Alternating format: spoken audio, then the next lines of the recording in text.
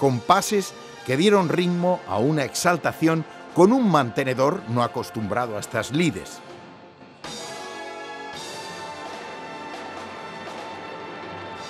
No es habitual, pero para mí es una persona excelente. He tenido la suerte de poder conocerlo en primera persona antes de ahora y bueno, confío muchísimo en él y en que de verdad lo va a hacer fenomenal. Probablemente no sea la mejor poesía que se haya podido escribir, pero es muy emotiva, dice mucho de lo que se quiere decir en las fallas y no sé quién me la ha mandado y quiero darle las gracias desde aquí. Me lo han mandado en un sobre al ministerio.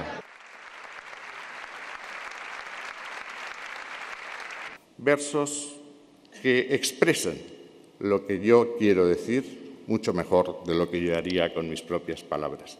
Dicen así esos versos. Palencia es tierra de flores, de naranjo es un vergel, y si es hermosa la tierra, más hermosa es la mujer.